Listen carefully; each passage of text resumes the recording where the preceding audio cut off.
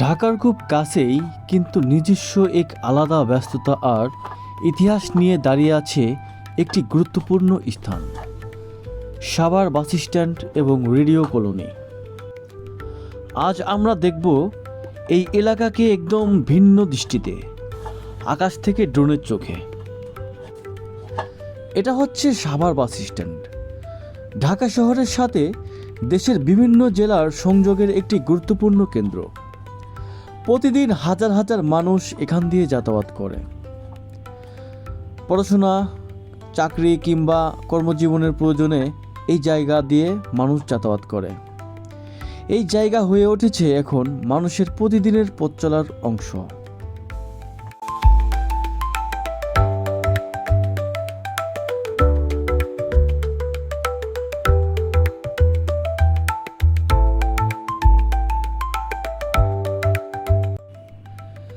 Savar bus stand শুধু একটি পরিবহন কেন্দ্র নয়, এটি একটি জীবন্ত অর্থনীতির অংশ। ছোট দোকান, খাবার, হোটেল, রিক্সা, সিএনজি সব মিলিয়ে এখানে তৈরি হয়েছে এক ব্যস্ত নগর জীবন।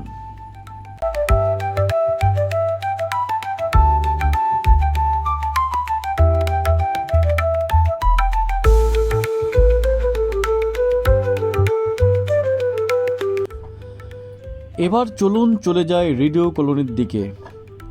এই এলাকাটি মূলত বাংলাদেশ বেতারের সাথে সম্পর্কিত কর্মচারীদের আবাসন হিসেবে গড়ে ওঠে। শান্ত, সবুজ আর পরিকল্পিত এই কলোনি শহরের কোলাহল থেকে একটু স্বস্তির জায়গা।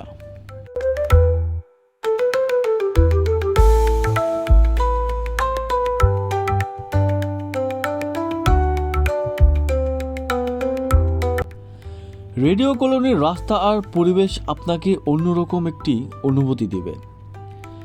এখানে রয়েছে গাছপালা, খোলা জায়গা আর একটি সুসংগঠিত জীবনযাত্রা, যা সাভারের ব্যস্ততার মাঝে এক টুকরো শান্তি।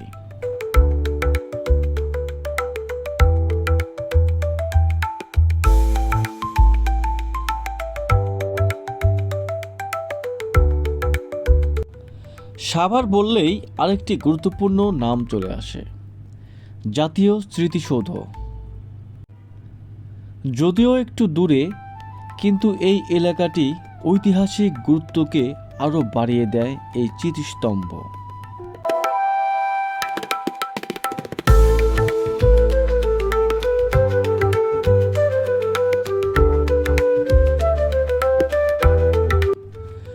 দিনের শেষে যখন সূর্য ঢলে পড়ে, সাভার বাসস্ট্যান্ড আর রেডিও কলোনি যেন এক নতুন রূপে ধরা দেয়।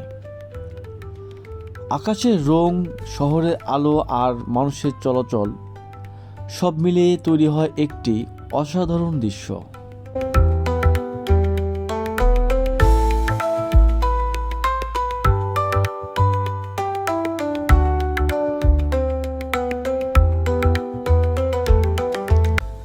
রাতের সাভারও কম সুন্দর নয়। ব্যস্ততা কমে না, শুধু বদলে যায় তার রূপ।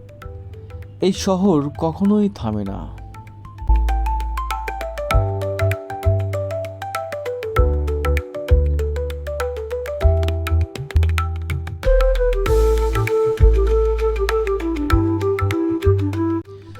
যোগাযোগ ব্যবস্থা থেকে ঢাকা শহরের গাবতলী, মিরপুর, উত্তরা সব জায়গা থেকে সরাসরি বাস আসে। উত্তরবঙ্গ, রাজশাহী, বগুড়া, রংপুর, পাবনা যাতায়াত করার জন্য এখান দিয়ে বাস যায়। লোকাল বাস, লেগুনা, সিএনজি সব কিছুই পাওয়া যায়। প্রতিদিন হাজার হাজার মানুষ অফিস, বিশ্ববিদ্যালয়, কারখানায় যাতায়াত করে এই রাস্তা দিয়ে। বিশেষ করে সাভার ইপিজেড এর কর্মীরা এটির প্রধান হাব। আশেপাশে অনেক গার্মেন্টস ফ্যাক্টরি থাকায় শ্রমিকদের জন্য এই জায়গাটা অত্যন্ত গুরুত্বপূর্ণ। বাংলাদেশ বেতার এই কর্মচারীদের জন্য এই আবাসিক এলাকাটা তৈরি করে। রেডিও কলোনি নামটা এসেছে এই কারণেই।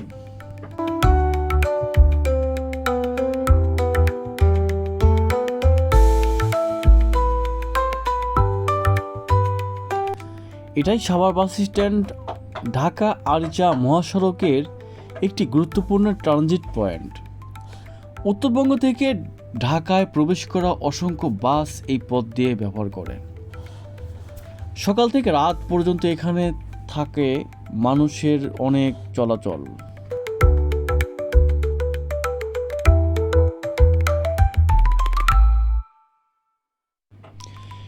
এই ছিল সাভার বাস স্ট্যান্ড আর রেডিও কলোনির আকাশ থেকে দেখা এক ঝলক।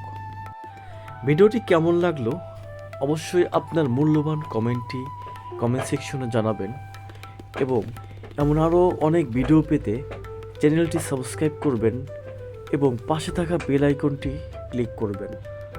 ধন্যবাদ, ভালো থাকবেন। আবার দেখা হবে নতুন কোনো ভিডিও নিয়ে। আল্লাহ হাফেজ।